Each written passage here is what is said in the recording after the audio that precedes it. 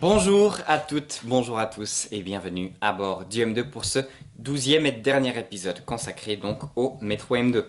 On parle du personnel d'exploitation aujourd'hui, de la desserte, de l'automatisme et de la signalisation, du matériel roulant, des bus relais et de la tarification du métro M2. C'est parti, on y va!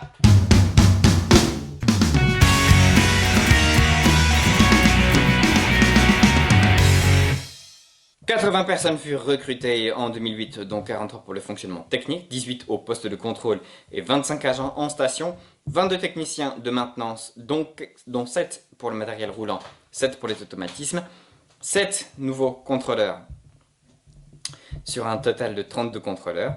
Le personnel a été formé par Sistra dans le cadre de l'assistance à la maîtrise d'ouvrage et la RATP en raison de la similitude du matériel roulant avec celui de la ligne 14 du métro parisien. Vous voyez la rame du métro 14 à Paris. Les agents ont notamment été formés sur le simulateur SOSI 3 de la ligne 14 ainsi que sur un simulateur adapté aux spécificités lausannoises. Du côté de la desserte de la ligne fonctionne du lundi au jeudi et dimanche est faite de 5h15 à minuit 45 du matin. Les vendredis et samedis soirs, 3 départs sont ajoutés dans chaque sens, faisant que la ligne fonctionne jusqu'à 1h du matin environ. Le parcours complet demande depuis 2016 19 minutes au lieu de 21 à l'origine. Entre Lausanne-Gare et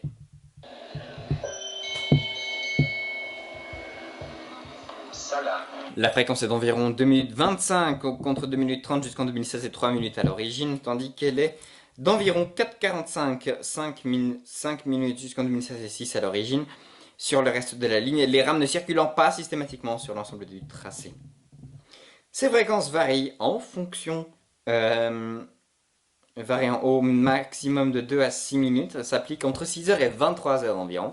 En dehors, elle est d'environ 10 minutes. À terme, la fréquence pourrait passer à 2 minutes 05 sur le tronçon Gare Sala. Du côté de l'automatisme et de la signalisation du métro M2, la ligne M2 est intégralement automatique, ce qui constitue une innovation majeure en Suisse. Le pilotage est assuré par le système Urbalis 300 d'Alstom, utilisé aussi sur les lignes North East Line NEL et Circle Line du métro de Singapour. Le poste de contrôle centralisé est implanté à Renan-Perlay, au dépôt de Perlay, le plus grand dépôt des transports publics de la région lausannoise. Vous voyez donc une image du dépôt. Et c'est là où se trouve le siège administratif. Le choix technique de l'automatisation permet une souplesse d'utilisation des rames sans commune mesure. Avec celle des lignes classiques, on peut notamment citer l'insertion des rames en quelques minutes sur la ligne pour pallier un retard ou un gros afflux de passagers. Une fréquence minimale élevée hors des heures de pointe. Un minimum de rames reste en fonction quel que soit le nombre de voyageurs. Une fréquence maximale en heure de pointe impossible à atteindre sur une ligne non automatique. Bien qu'automatique, la ligne possède une signalisation lumineuse sommaire implantée aux aiguillages afin d'assurer leur protection. Un feu monobloc affichant une barre horizontale rouge pour signifier l'arrêt ou une barre verticale blanche pour signifier que la voie est libre. Vous pouvez les voir assez partout sur le tracé, vous pouvez les voir notamment à Ouchy, à Grancy, Lausanne-Gare, Rippon-Maurice-Béjart, Bessières, Ours, Sala, entre Fourmi et Sala, direction Ouchy, à Vennes et à Croisette. Voilà, il y a 10 endroits où vous pouvez les voir. Du côté du matériel roulant, la ligne M2 est équipée du matériel roulant de type B88TL dérivé du MP89CA de la ligne 14 du métro de Paris. Vous le voyez donc sur l'écran, ce matériel a été conçu par l'entreprise Alstom et qui possède un système de surveillance vidéo embarqué. La ligne est équipée à son ouverture de 15 rames de 2 voitures. Les 2 stations sont conçues selon cette configuration avec une longueur de 30 mètres. Le 5 mai 2015, Alstom annonce avoir reçu une commande de 3 rames supplémentaires du même type de la part d'ETL afin de pouvoir augmenter la capacité de la ligne M2. Cette commande porte donc le parc à 18 rames fin 2017. La livraison débute en 2017. En plus des rames servies pour l'exploitation ordinaire de la ligne, les TL possèdent aussi deux véhicules unimoques. Vous voyez donc la photo.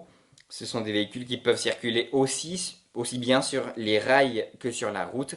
Ils permettent le dépannage de véhicules en panne sur la ligne et peuvent aussi circuler en unités multiples, auquel cas un seul chauffeur suffit pour conduire la composition.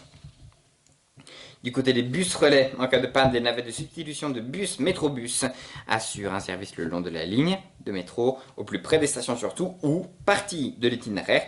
La ligne 2 du trolleybus peut aussi être renforcée le cas échéant. Les métrobus ont été notamment mis en place le 29 janvier 2016, où la ligne a connu 2 pannes consécutives le matin. Un incident sur la section en voie unique sous la gare, puis défaut du circuit de voie le même matin entre Ouchy et la gare, et un troisième incident l'après-midi sur ce même tronçon. Le 2 mai 2016, suite à d'une panne électrique ayant entraîné une interruption totale de la ligne durant près d'une heure en pleine heure de pointe. Du côté de la tarification du métro M2, la ligne M2 est située sur les zones 11 et 12 de la communauté tarifaire Mobilis-Vaud. La tarification est identique à celle des autres lignes des transports publics de la région lausannoise et du canton de Vaud. En général, un billet unitaire, une zone plein tarif coûte 3 francs 70 pour 2 zones. C'est la fin de la série d'épisodes à bord du M2. Merci beaucoup de nous avoir suivis. On se retrouvera prochainement pour jouer au jeu Kahoot, un jeu 2.0 pour bien voir si vous avez réussi, si vous avez bien regardé tous les épisodes de l'émission à bord du M2. Ça c'est prochainement sur IDIR FM. Ce sera un live Facebook, un live sur Facebook et un live sur Instagram. Vous nous suivez de toute façon sur les réseaux sociaux, Instagram IDIR-FM, Facebook IDIR FM et YouTube IDIR FM. Si vous voulez plus d'informations, vous pouvez acheter un DVD qui s'appelle M2, le défi audacieux de la capitale vaudoise. Je vous lis le résumé. Avec 14 stations, 338 mètres de dénivelé et une pente allant jusqu'à 12%, le premier métro automatique de Suisse voit le jour après 4 ans d'impressionnants travaux dans le sous-sol lausannois. Découvrez le film officiel de la construction du métro M2. Retraçant l'histoire d'un réel défi technologique et rassemblant les plus belles images d'un projet qui offre au canton une nouvelle perspective de mobilité. Il y a 2 DVD dedans, donc il y a le DVD 1 et le DVD 2. Bonus du DVD 1, entretien avec 9 personnalités étroitement liées au projet. DVD 2, 2h05 d'images et de commentaires sur la progression des travaux et les moments forts des chantiers. Par contre, je vous conseille juste avant d'aller dans le magasin Fnac, à la Fnac, de regarder sur le site internet et de rechercher M2, le défi audacieux de la capitale vaudoise, si vous êtes intéressé bien sûr, et de le réserver en click and collect parce que, à mon avis, il ne devrait pas y en avoir en tout cas en stock. Donc si jamais vous allez sur le site, vous demandez click and collect et vous allez dans le magasin, vous sélectionnez le magasin le plus proche de chez vous. Vous avez vu, il y a aussi une autre documentation. C'est le livre du métro M2. M2, le défi, vous voyez sur votre écran. M2, le défi, un livre que vous pouvez aussi acheter à la Fnac. Par contre, donc, comme je vous l'ai dit tout à l'heure pour M2, le défi audacieux de la capitale vaudoise, il faut regarder sur le site de la Fnac, fnac.ch en recherchant M2 le défi, voir s'il est disponible parce que à mon avis, il ne devrait pas y en avoir en tout cas en stock au magasin. Mais vous demandez ça en click and collect dans le magasin de votre choix le plus proche de chez vous. Et puis voilà, en tout cas, toutes les informations en fait de ces 12 épisodes viennent du DVD et du livre. Autre chose, si vous êtes intéressé, c'est du chocolat. Il y a des rames comme ça que vous pouvez trouver chez Nessie. C'est à la Sala.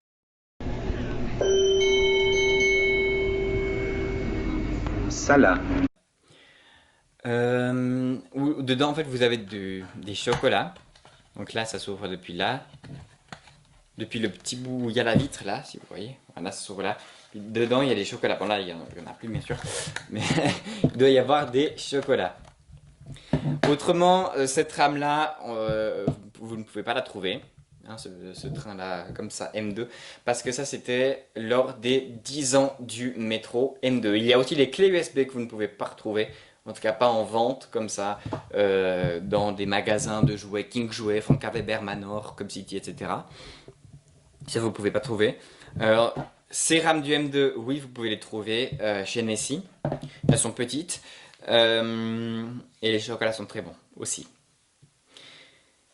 Donc voilà, merci beaucoup de nous avoir suivis. Merci beaucoup d'avoir été au rendez-vous depuis le premier épisode consacré au métro M2 à bord du M2. Je vous embrasse très fort par la caméra, on a le droit malgré cette pandémie de Covid-19. On se retrouve prochainement pour jouer à Kahoot. N'oubliez pas de le télécharger sur Android. Vous recherchez Kahoot dans Google Play. Ou bien sûr App Store, donc c'est pour tout ce qui est Apple, donc iPhone, iPad, et tout ça, et iPod Touch. Vous recherchez également Kahoot dans l'Apple Store. Merci beaucoup de nous avoir suivis, on se retrouve très bientôt pour jouer à Kahoot. D'ici là, prenez soin de vous, sortez masqués et portez un masque dans les transports en commun.